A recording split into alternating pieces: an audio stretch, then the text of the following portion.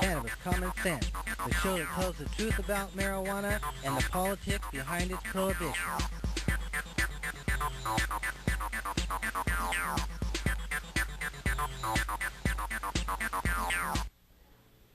Hello and welcome to another exciting edition of Cannabis Common Sense. We have a great show for you tonight. We have a couple of stellar guests and a stellar guest band.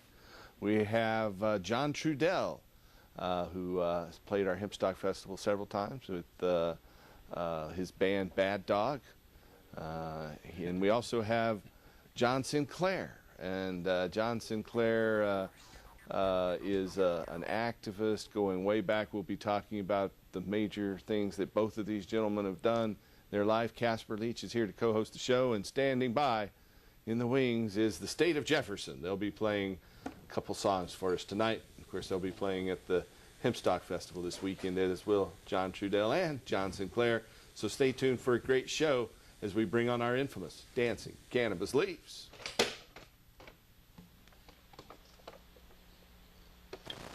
I feel the force.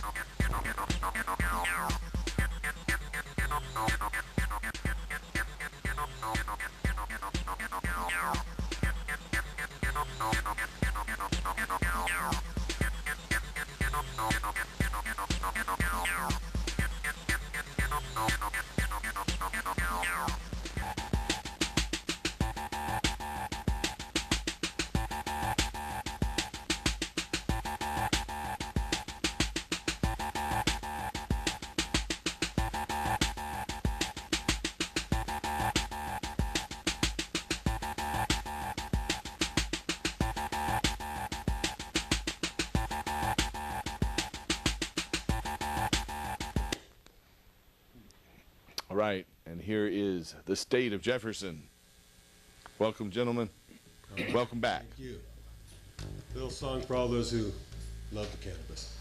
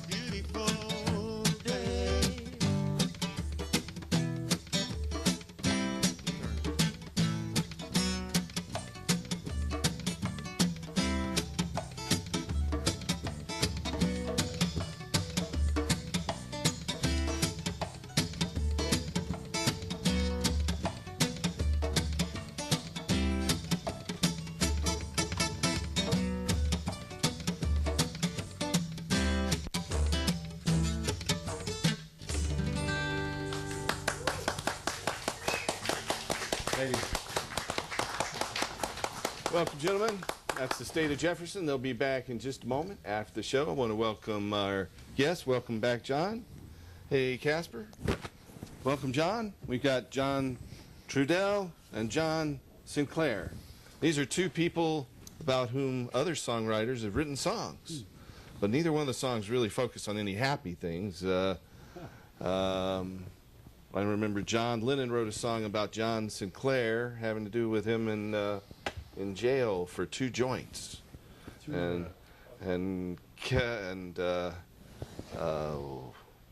Chris Christopherson wrote a song about John Trudell focusing on a tragedy in his life. So that's enough said on that one, though. But welcome to the show, guys. Glad to be here. Both of you have been outspoken in your opposition to the laws against marijuana, and I know, John Trudell, you've been working on a new group called Hempstead Project Heart. Project Heart. To work on industrial hemp and hemp for fuel and fiber and food. You want to talk a little bit about that? Well, Hempstead Project Heart, the heart aspect is hemp energy alternative resource technologies. I don't know what you call that, but it sounds like a heart to me. That's what it spells out. Look at all the first letters. Well, I mean, practical realities. We look at hemp as hemp in its totality as providing, maybe providing a major solution to the problems that this country is confronted with today. Whether it's from, you can create a green economy. It's ecologically safe to the environment. It produces oxygen for a sky that's suffocating from carbon dioxide, so it produces oxygen on a renewable basis.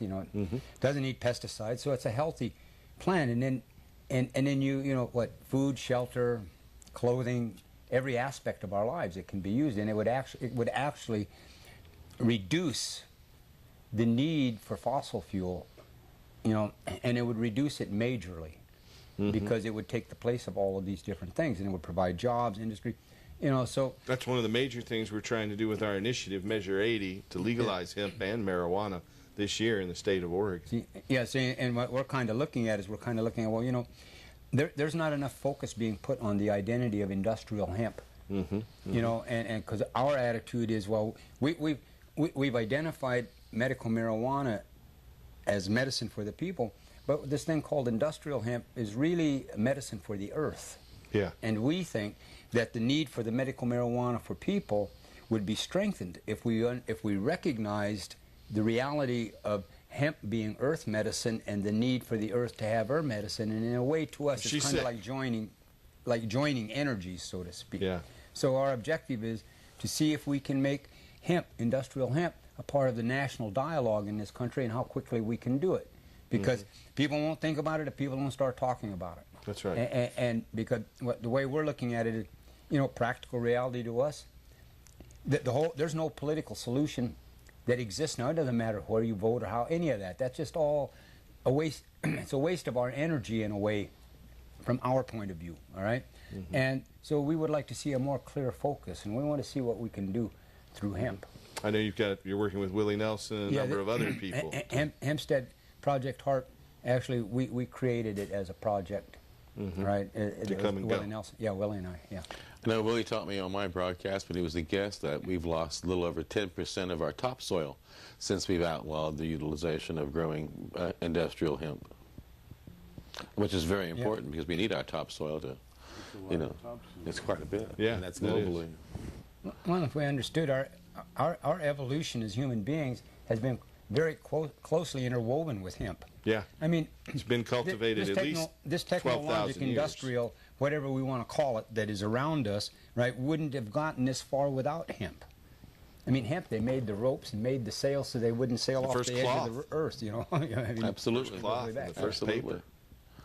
So anyway, hemp. Yeah, all archaeologists agree it was among the first. If you're going to crops. vote hemp. That's a great organization. How long have you been working with that organization? How can people find it? Well, we've been doing it kind of haphazardly in some ways, but maybe we've been at it a couple of years. It's just kind of formulating. It's not so much an organization, all right, as it's an attitude and an idea. Okay. Right, because there are many hemp related people that out in the community as it is. There's a lot of interest in hemp, and a lot of different people see it. So what we're just trying to find a way is to communicate, well, hey, there are more of us than we're really aware of at this point. And so it's not so much we want to be an organization, we want to get people to think about it, and that they will take their own initiative and use their own common sense, all right, to communicate this if it makes sense to them. Because it's the idea has to spread, you know, and there's so, because what we're finding on this is, even within the medical marijuana community, I mean, at large, people know very little about the practical realities of hemp. You know, and I think that that's what's missing in the overall strategy. Absolutely. I know I've heard Paul say a dozen times that the bud, the flower of the plant's less than 10% of the actual importance of that plant. And what we really need the plant for is the stock and the seed production. Yeah. I really think that when we legalize marijuana, as our Measure 80 will do, that the economic value of hemp seed oil, fuel, protein, and fiber will dwarf the marijuana market, and that the price of marijuana will come down, but as will the price of hemp fiber and fuel, but it's going to be at least 80 or 90% of the economic outcome. There's a reality to that, and the reality is this whole issue of marijuana, it was never about the marijuana. It was always about the hemp. When they started the war against marijuana back in the 20s and the 30s, it was the hemp that they were wanting to shut down. They used the marijuana and racism of Mexicans and blacks, basically, and racism, and then they propagandized all this fear, this propaganda of fear that they put through their movies and their communications, right? Because they needed to shut down the hemp. They didn't care about the marijuana. That was the distraction. Because the history of the American Republic, so to speak, is intertwined with hemp. The first grow law in this country was a must grow law. Yeah. All right? They had to grow hemp. You could use hemp to pay your taxes up until the 1850s. So hemp was a very integral part of what was going on. The War of 1812 had to do with hemp. All right? Yeah. So it was very, very... See, so it was ingrained as a part of the American lifestyle. And then when they realized that hemp was a competition to the oil, the petrochemical, forest, newspaper industry, when they realized it was a direct competition to that, then they went after it through the marijuana, because they couldn't go after the hemp because everybody was into it. See, because when you look back in there, in the early 1900s, in the 1930s, 1920s, the Department of Agriculture and the Department of Interior, they were expounding on the benefits of hemp, calling it the future billion-dollar crop. So all of these things going on, see, so anyway, it's about... Well, that was one of the things... That's kind of what our Measure 80 is about. It's really talks about hemp, and it's about allowing that to be cultivated and regulated. Let's talk a little bit to John Sinclair. Welcome to the show, John. It's great to have you on. Good to be back. Yeah, it's good to have you back. We taped one with you a little bit earlier, but it's the first time we've had you on the live show. Yeah. So you've been working with radio in Amsterdam and in the medical marijuana movement in Michigan. Just to let our viewers know that John's case before the Michigan Supreme Court in 1972 is referenced in our law in Measure 80. We talk about how the Supreme Courts of Michigan, Hawaii, and Alaska had ruled that marijuana is safe and less dangerous than alcohol, and a lot of the things that... Yeah, in your case, that overturned the Michigan marijuana laws, and marijuana was legal for how long in Michigan after that? Well, it was completely... A week or two? For about 3 weeks. 3 weeks. Before the legislature jumped in there and came up with a new law. On the 9th of March, and the new law was to take effect on April 1st. So during that period, we took full advantage of the fact that there was no marijuana law in Michigan whatsoever. I bet you did. And then when it went back into effect on the 1st, that's when we had the first hash bash. Right. To protest these laws being reinstituted and saying we wouldn't pay any more attention to them than we had the other ones. Well, give my love to Marvin, play my son. Oh dear, okay. My appreciation, my appreciation. So I know that you had been locked up for a 10-year sentence for 2 joints. Right. And then John Lennon wrote a song about that, and then he and Yoko Ono and Stevie Wonder and others had a benefit concert, And what was it, 2 or 3 days after that concert, the Michigan, I was released. you were released and the Supreme Court ruled the Michigan medical marijuana laws That had was been about 2 overturned. months later. Right? How'd you get a hold of those people? He was locked up in jail. I know. heard about it.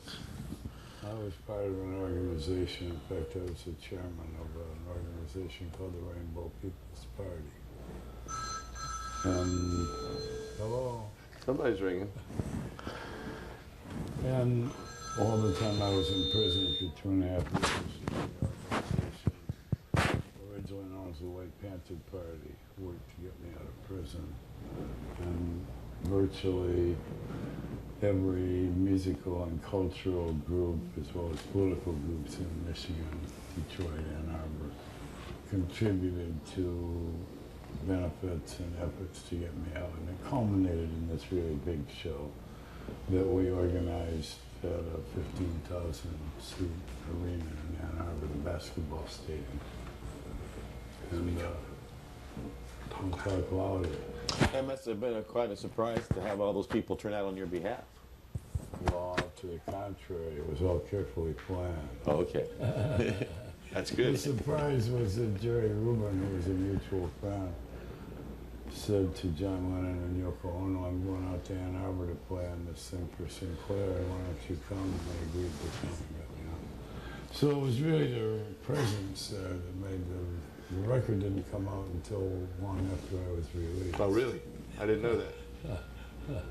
Hey, we have a little film clip we're going to roll, and we'll be back in just a second. So here comes the film clip.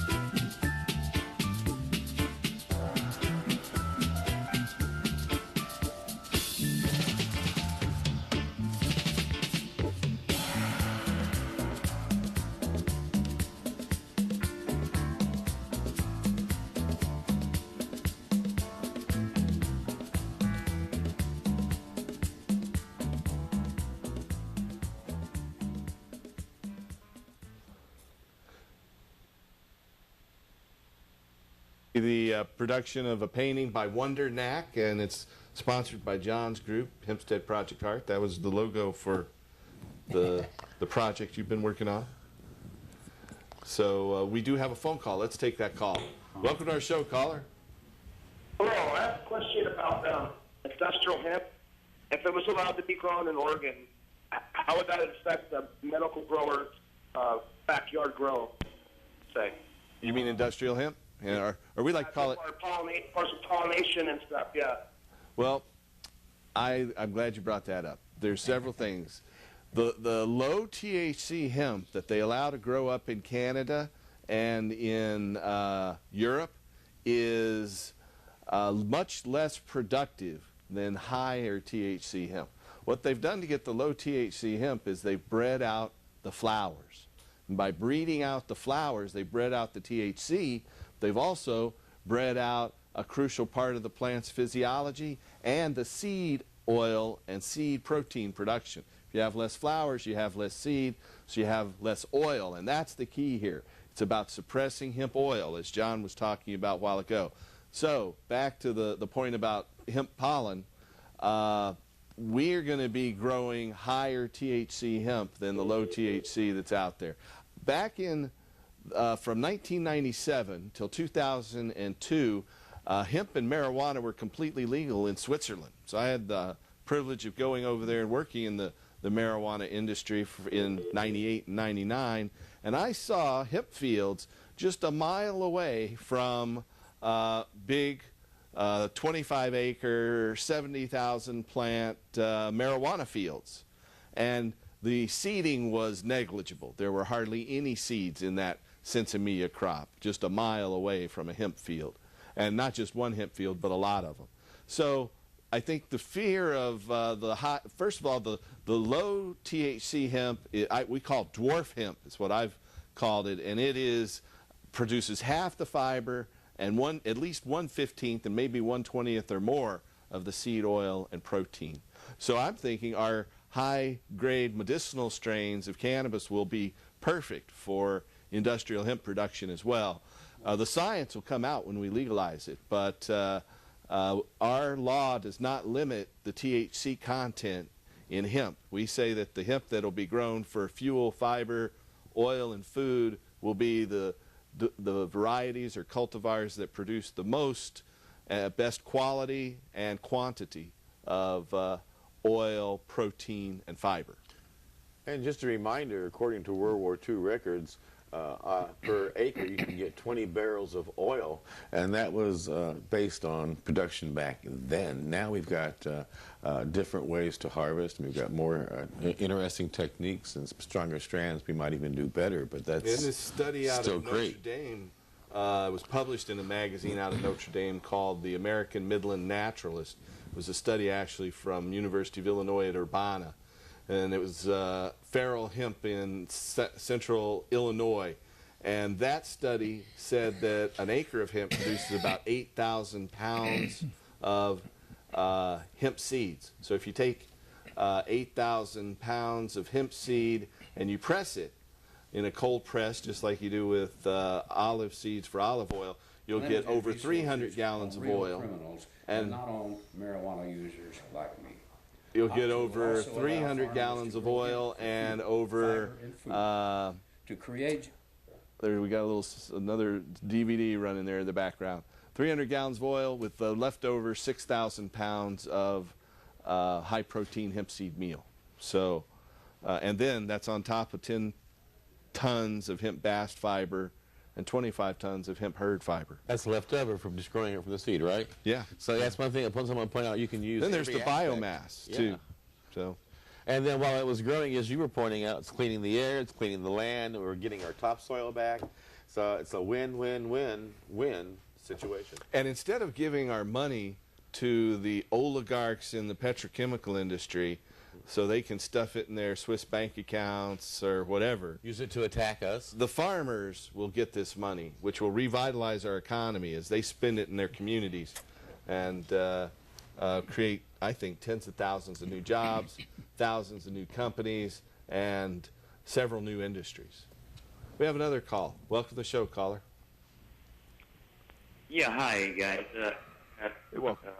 Last time, I want to let you guys know you're doing a great job at getting us through. I just had a question about as far as what the possibilities of this getting through? Do you guys have any statistics at this point? We all want it to be passed. I'm just wondering if you guys have any idea what the percentage rate may be on this thing getting through. You mean what our vote will turn out to be? Correct, yes. Yeah.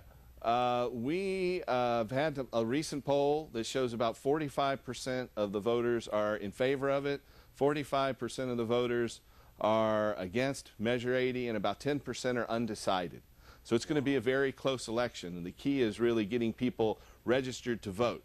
The polls showed that those under 55 supported it, those under 35 supported it strongly. We had 64% under 35 support it. Between the age of 35 and 55, we have 52% support, but over 55, we go down. Also, we have much stronger support with men than we do with women.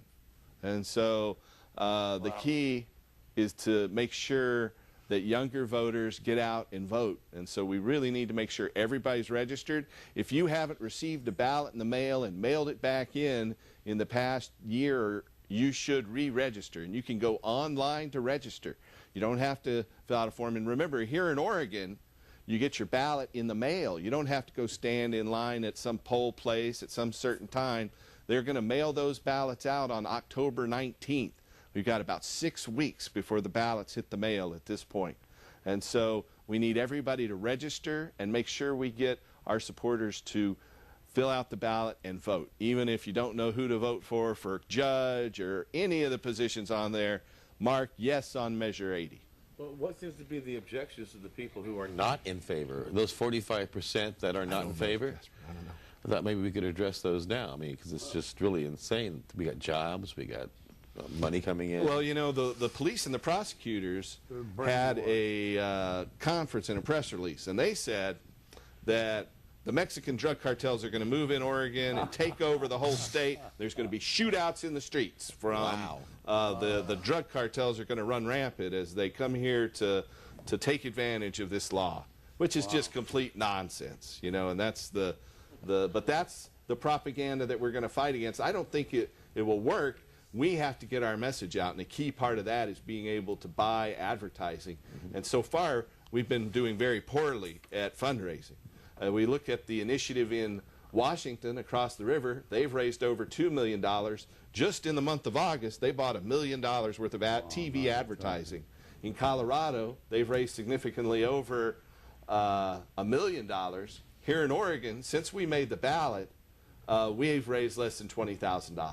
Wow. And so I have been the primary contributor, and our company has been the financial force that's put this on the ballot, but we don't have the money to mount a massive advertising campaign. We have to depend on raising money from outside our inner circle at this point. So we're trying to do that. We're reaching out all around the world to people who believe in this. But to date, I want to say we got an endorsement and our biggest check from Bronner's Soap. The Bronner's Soap people, Dr. Bronner's all-in-one soap, which is what this is. They pledged $5,000. So that's been the biggest pledge aside from what our political committee through our company has been able to do. In the last few weeks of our initiative campaign, we were paying over $30,000 a week for petitioners. And the last couple of months, it was $20,000 to $25,000 a week to the last couple of weeks. And mind if I jump in here just a second? Paul's too nice to say this because he's really grateful for all the donations, and so are we. But I know there's people out there who have fat incomes, who spend more money than, you know, a couple $1,000s a week in tips. And for you to donate that money to the cause would help end the prohibition for people and help people start having jobs and help this state produce a variety of goods that will stimulate the economy and set an example for the whole nation to follow. So while you're sitting there puffing on your little pipe or your little vaporizer going, what can I do to help? As you get into your little Jaguar or your Mercedes-Benz, I know what you can do. Cut a check, send it down, and make it happen. I can buy some money by PayPal too, can't they? Yes. Yeah. Absolutely. And register, if you can't afford to make a donation, make sure everyone you know is registered to vote. and that we get them out to vote. Well, Paul, do you think that maybe some of that has to do with they thought when you got on the ballot that the battle was over? Maybe so, but you know, it's kind of like for the young audience out there, this is the perfect analogy. In video games, you get to the next level, there's a whole new set of obstacles. And then you get to the level above that, there's a whole new set of obstacles. Well, we just went from the level of not being on the ballot to being on the ballot now. And so there's a whole new set of obstacles. And now the next thing, to win this level, we've got to get everybody out and vote and advertise.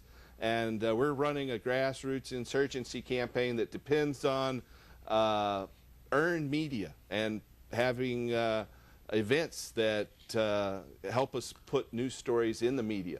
We'll have several debates. For those of you here in Portland, I'll be debating Clatsop County Prosecutor Josh Markey in front of the Portland City Club on Friday, September 21st. Excellent. And I'll be debating the same fellow in front of the Salem City Club on Friday, September 28th. Nice. So you can buy tickets for that, but we really need you to donate, and make sure, if you can't donate, or if you can't donate much, even if you can donate, make sure that we get everybody registered and vote. That's the most important thing. We've got to mail those ballots. In any case. Say that again, sir? Absolutely. It's important to register to vote in any case. That's right. That's right. So in this case, even if you don't know what to vote on, everything else, you know, I often don't vote on a lot of the different elections myself.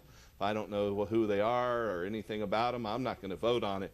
But I almost always vote on the initiatives. And of course, we need you to make sure your friends are registered. And when you get that ballot in the mail, you get it turned in by November 6th. We've got exactly 60 days from today before the November 6th deadline. So we've got 60 days to make the next level. And phone trees help for this tree. We're trying to set this tree free. Call 10 of your friends every day, couple in the morning, couple in the afternoon. Tell them why it's important to end prohibition, and then ask them to call 10 of their friends. You'd be surprised how effective that is. We have another caller. Go ahead, caller.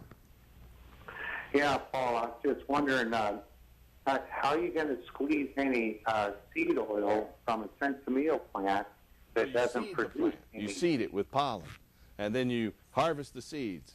And so we'll find out once it's seeded. You're not going to get it from sensimilla, which means no seeds. That's what sensimilla needs in Spanish. But if you put pollen on there, then you'll have lots of seeds. Wait a minute. As soon as you get up to that grade of plant, it's no longer actually hemp. It's still marijuana. It's cannabis sativa. Whether you talk about it is hemp. It produces, the seed is hemp, regardless of whether it's low THC or high THC. The stem is hemp fiber, regardless of the THC level. It's cannabis sativa, regardless of the THC level. And it's the same as having low THC hemp is like popcorn, and high THC marijuana is like sweet corn. It's the same plant. Corn is corn. Hemp is hemp. Cannabis is cannabis. Well, and you're stepping all over. You're mixing up two different causes right there. And no, it's the same plant. It's cannabis sativa. It's the same plant. And until we remove the artificial barriers imposed on hemp by marijuana prohibition, the economic barriers to hemp seed oil and protein and fiber are going to make hemp oil, fiber, and protein much more expensive than it should be. Once we remove those and let people grow their own, you know, our initiative will let any individual grow their own. It will also allow horticultural hemp. So the seeds and starts of all cultivars or all varieties of cannabis sativa will be legal. It's not that we've mixed it up, it's that it's been unnaturally divided. Off your show. I think he's wrong. I noticed this week in the news that there was one other attempt to get something on the ballot, but it fell dead in its tracks. Yeah, yeah. And so hopefully that those you know, there's some will come in this direction. There was something. Well, we can hope. I've called the donor there, and I haven't got a call back. But hey, it's not too late, Michael. Thank you. Anyway, there was a letter today by 9 former heads of the Drug Enforcement Administration. They wrote a letter to Attorney General Eric Holder, asking Holder to speak out against the marijuana initiatives in Washington, Oregon, and Colorado. Now, the same thing happened around Prop 19 in 2010. The same 9 former heads of the the DEA, the Drug Enforcement Administration, sent a letter to Holder saying you've got to speak out against Prop 19 in California, and he did. And when he did, it had a negative impact on the campaign. So we're hoping that we'll be able to counter the propaganda this time around, because we know what's going to happen. I can't believe it. Today the letter went out from these 9 DEA heads. That they're that frightened of reality hitting them in the face. Well, it isn't reality. They've got this brilliant industry that they build up on the backs of marijuana smokers. The police state industry. It's huge. And they're the only ones who oppose this, them and the prison guard unions. Absolutely. But, if they want to come down here and talk about it, we'll let them, right? Sure, we take calls from I'd like to hear you. Come on down, Mr. Holder. And, we'd be happy to have I'd like to hear your debate with the prosecutor. It'll be interesting. I debated him on... I guess it's kind of like debating the existence of the Virgin Mary or something. Well, it's about the hemp. It is. It is about the All right? They're going to fight the marijuana. It's always been about the hemp, I'm telling you. And they're going to fight the marijuana, but it's about the hemp. But they did that with Angel Rach. Angel Rach went down talking about medicine, and they came in talking about interstate commerce. It's about the hemp. They want to keep the hemp suppressed, all right? And the marijuana front is there right in front of them. Yeah. They're going to do everything that they can, and I think it's going to be interesting to see what the outcome of these things are, because the American authoritarian system that I see that exists is, polls they can manipulate. They're manipulating too much. Everything's controlled by whoever controls the numbers now. So there are many ways that you may have majority support, but they're not going to communicate that. So it's all in here now, because you're talking $1 trillion futures here, all right, and a shift of economic control, all right, with hemp. I mean, it's that big of a deal. It's big money. It's the that energy big of a industry deal, and that's is the what's war. going We on fought here. all these wars over oil, and we're fighting the war on drugs again over oil. Yeah, I say I'll take the money out of the 1% and give it back to the 99%. We have a little film clip we're luck. going to roll with this endorsement we received last March, and we'll be back in just a second.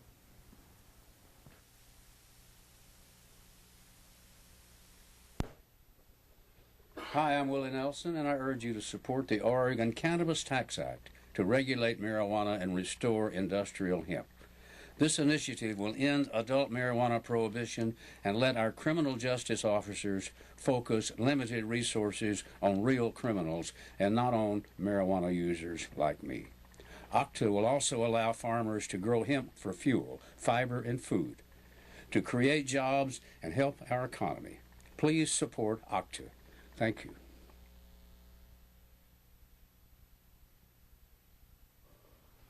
So we thank Willie Nelson for his support. Last night he was playing here in Portland. John Trudell and I went over there and met with him for a little bit, and he recorded another ad that we'll be rolling out sometime in the next couple of weeks. We also have new T-shirts and new bumper stickers that are out there. You can go to our website. We've had OCTA, but our new one is right there on the screen. It's vote80.org. That's vote80.org, and we urge you to vote yes on 80. So John Sinclair, what are you up to now? You're working in Michigan and going back and forth to Amsterdam? I'm here in Portland to support All right. Your Well, thank you for proposition. that. What do you do in Amsterdam? Whatever I want. Well, that's the What do you mean? Feelings. I Do mean, you you have say you a do a radio warrant? show? Do you go over there to holiday party with your friends all the time, or do you? I'm you not got a mission or party goal? person. Yeah, I'm a poet. I'm a writer. I got my own radio station on the internet. And you'll be playing I'm tomorrow. known as the hardest working poet in show business. Nice, nice. I'm not as great a poet, perhaps, as John Trudell, but we're both plow. See, they never say this about the marijuana legalization movement, but it was started by poets. Allen Ginsberg, with Edwin Lemar. That was the Sanders. first. Well, I marijuana- got a legalization flyer of from marijuana. them in January of 1965 that said, New York Lemar legalized marijuana. I said, what a great idea. We should have that in Detroit. And so I made a flyer. It said Detroit Lemar. It was poets that started this. D.A. Levy in Cleveland, the late D.A. Levy. He It's took great a to have lot poets of police, behind us. you know, he took a lot of heat from the police and eventually killed himself because he couldn't take it anymore. But it was poets, and so me and Trudell, we're in the proud tradition of upholding the banner, because as a poet and a writer and a creative person, it's very important for me to have my marijuana. I'm nothing without it in that respect, and I'm not ashamed to admit it. And for me, it's important for other people that I have my marijuana. That too. My wife feels that way too. Yeah, that's right. Not to mention the aches and pains. I'm a card-carrying marijuana patient in You the got your state of Michigan Michigan. permit? Yeah. All right. I think we have a caller standing by. Welcome to the show, caller. Hello, caller. Hello, yeah. This is Nash. First I admire you guys, you know, all of you that are there tonight, which brings me to, I'm kind of trying to sneak in a hello there to my bro, John Trudell. I used to see him, I would do security for his tours through, Portland, sometimes up to Seattle and stuff.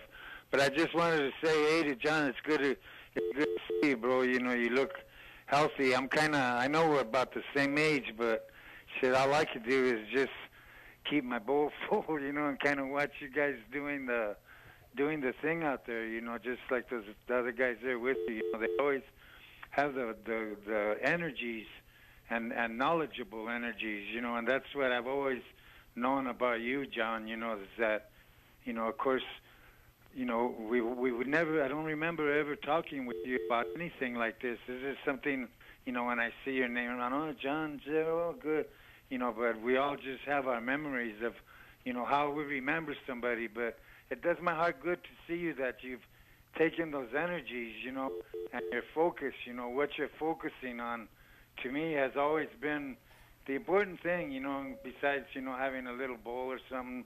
You know, it was always good to see you, but I'm kind of just existing nowadays, but it does my heart good to see you like that, John, you know, to be able to, and you're focused, you know, you're focused on something. You're not just, you know, riding your own flag. You know, you picked up this flag, and I know you'll carry it good because you've always done that with the, you know, Native American movement anyway. You know, I've always watched what you focus on, you know, and you've always been for real, you know, about whatever the fuck you're doing. You've always been for real, at least with me, you know.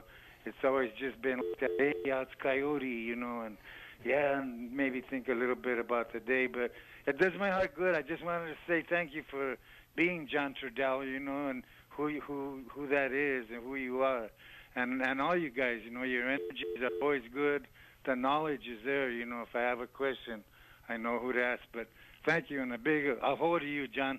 Thank you, man. Thank you. Thanks for your call. Yeah. Appreciate that. Amen.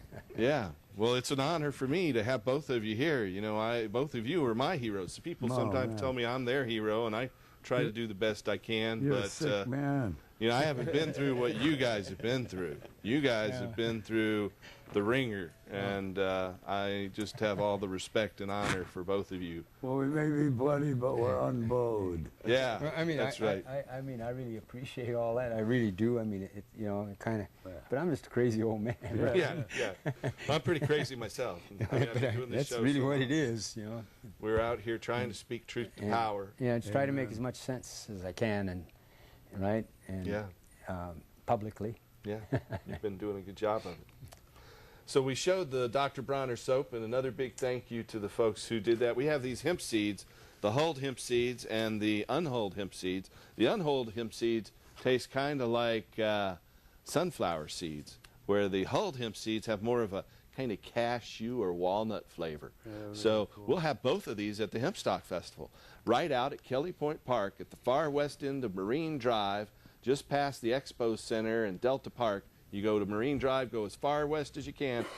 John Sinclair will be playing. You're playing tomorrow, right, John? God willing. And John Trudell will be playing with his band Bad Dog on Sunday. So we urge you to come out to our Hempstock Festival this weekend at Kelly Point Park.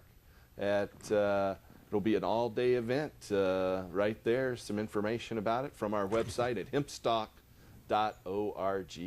It's hempstock.org. We have another caller. Welcome to the show, caller. Yeah, I have a question. How often do you have to show a card to another card holder to buy product? You know, I don't know. It all depends on who you're talking to. You know, according to the state law here in Oregon, you can only recompense a grower for their expenses. So the whole dispensary model, while I don't begrudge it at all, and I'm glad it helps a lot of patients, you know, they each have their own rules. And so whatever they say the rule is to, if you're buying marijuana from them and they'll only sell to medical patients, whatever their rule is, that's their rule. And for me, once I've seen a card once, I don't need to see it anymore. But I mean, unless, you know, it's time to renew and maybe I need to see it a year later or something. But it's up to the individual. I've seen the lady's card back in March, and she was filling out all the paperwork like she printed it off the internet and was going to send it through the mail. And I seen it all. I seen the stamp from the post office and everything. And then later on, she got caught up by the police on prostitution, and she set me up with a wire and everything. Whoa. And yeah, and I seen her card, and they're charging me with possession, delivery, manufacturing. Well, I would fight that. If we can help in any way, you know, call our office. We'll see what we can do. But I'm sorry to hear that they've set you up like that. Was that in Multnomah County? Washington County. Yeah, Washington County is a little worse. Yeah. Out of the metro area, that's the worst one. The sheriff over there is a strong proponent for our Measure 80. So what I can say is the best thing you can possibly do is help us pass Measure 80, because if we just legalize marijuana completely, all of this baloney, it's a nice way to say it, will go away, and you know, anybody will be able to grow their own. And so we'll remove all of the criminality from possessing and using cannabis. And that's the way it should be. You know, marijuana is the oldest agricultural crop. It's been grown at least 12,000 years, and maybe as much as 35,000 years ago. And it's all archaeologists agree it was one of the first crops cultivated by humans, and it was among the first crops, and may very well be the very first. So how can they take the oldest agricultural crop, the one that we've invented paper from, we invented rope from, we invented cloth from, and produces more oil, more protein, more fiber than any other plant, and more medicine, and make that one illegal? It's all about money and power and the continued centralization of economic and political control. I know a lot of our listeners out there, the conservative people we need to swing, don't know it, but it really is an issue of economic and political justice. It's a matter. I had 6 mature plants, and then I had 2 babies that were not even a foot tall and maybe 8 inches wide, and they're calling those mature plants. I would recommend you just fight that. Plead not guilty. Call our office. We'll be happy to help. So if you're out there and you want to help our campaign or you want to reach us for any reason, you can call us at 503-235-4606. That's 503-235-4606. But that's what often happens with marijuana laws. They find some way to twist it, and it's been used to shut down social movements. And it's great to have poets like you, too, and Allen Ginsberg, you mentioned. He started the first marijuana legalization group, LEMAR, back in the 50s. I think when he first started it. But they've used it to shut down progressive social change. That's one of the things that motivated me. It's a religious movement against this is what it is. It's like the Taliban. Yeah, it's a cultural war. It's like the American, that's what I was going to say. Don't forget the cultural component of this, because they don't want us to get high. I don't know. I don't want to get into conspiracy theories. They don't want us to get rich. Well, I don't know about that. I don't even want to get rich. I just want to get high. I don't give a fuck about getting rich. Well, I don't think it's an issue of them not wanting us to get high or having altered realities, because they push the alcohol industry in such a way, so they want altered. Well, it's a whole different thing, though. Yeah, but that's a stupid issue. Yeah, but I think there are those on one level who don't want us to get high because they got that whole idea of it. But I'm telling you, it's about it's about the hemp. It's about the overall larger economics involved because hemp is a parallel economy to the oil industry, and that's what's at stake here, right? And the marijuana smokers, for the medical movement or recreational movement, they want the plant, all right? They want to have access to it, but the problem is they open that door, it opens the other door, right? And you know, and we're in the middle of a new world order here, where they're redistributing the wealth upward. They're creating more authoritarian rules and laws, all right, that they're imposing upon the populace. So they're going to fight this because they don't want the hemp to come in, because the hemp changes the dynamic economically. Yeah. All right. It puts more of that wealth into every man's hands, right? Whereas right now, because I mean, reality is, whoever owns the oil fields, these are just a few people can own the oil fields. It's capital intensive. Right, so if you don't have capital, you can't play. Right, and not only that, but then hemp would open the door to all of these growable energies, because all of our energy needs could be met, all right, by growing them through crops. And the byproduct of hemp oil is food, lots and lots of food. So I think that. So anyway, I think that. I mean, so on one level, yeah, there's people who don't want us getting high because they got imprinted with that reefer madness misconception, misinformation, right? So you've got that level, and that's the ones they put in front of us. But see, don't get lost with the ones they put in front of us. It's the ones that are behind them. See, to me, there's an industrial ruling class on this planet. They own the governments, the religions, the economic systems, right? And so they control all of these things, all right? And it's that industrial ruling class, all right, on a planetary level, all right? It has its American shape and form, but they don't want this happening. No, they don't. Because that planetary industrial ruling class, this is your technologic petrochemical.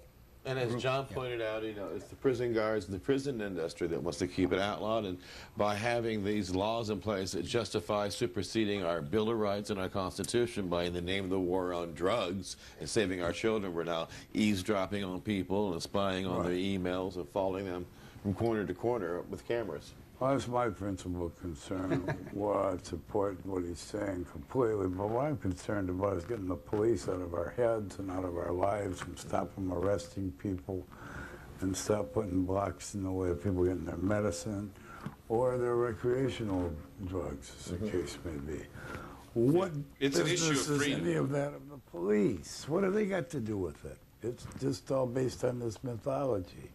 I've been saying here over the past few years that it's really marijuana and hemp is the issue on which the future of freedom for humanity hinges, because with the convergence of nanotechnology, genetics, and genomic technology, and the growth, the exponential growth of those technologies with artificial intelligence and the convergence of these, if we don't have the right for freedom of thought and freedom of consciousness, and the right to get high is part of that. Amen. Then the future of freedom is dire. The future of freedom hinges on this war on marijuana. And if we don't stop it, things like the Terminator and the Matrix are just the tip of the iceberg. It's going to get bigger and bigger. Yeah. The future is, we've got to expand natural individual rights. Because if you ended the so-called war on drugs or the war on drug users, you would you'd have to dismantle these huge law enforcement bureaucracies and the prisons. You know what? I agree, John. I want to thank both of you, John Trudell and John Sinclair, for coming on. We're down to just a couple minutes left. There's any website you want to reference, John Trudell? HempsteadProjectHeart.com. HempsteadProjectHeart.com. Yeah. What about you, John Sinclair? RadioFreeAmsterdam.com. RadioFreeAmsterdam.com. You want to put in a plug for your radio show? Monday through Friday, Time for Hemp on AmericanFreedomRadio.com, 10 to 11 a.m. Pacific, 1 to 2 p.m. Eastern Standard. Tune in, tell your friends to take Time for Hemp. And our new website's vote80.org. Help us in the war on marijuana. Pass Measure 80. Now. Thank you to the state of Jefferson. We got about 2 minutes to go, or a minute and a half. End it like you always do. Remember to help us restore hemp. Yes. So here's one for the drug war. All right. Hemp. Help.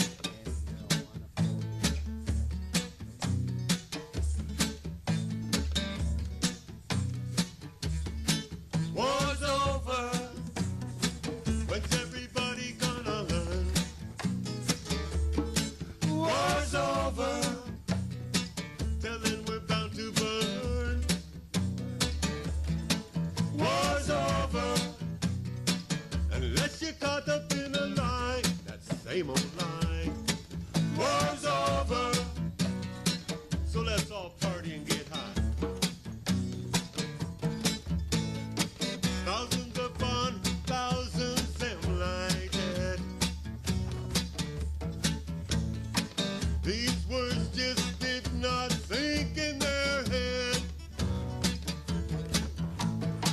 So many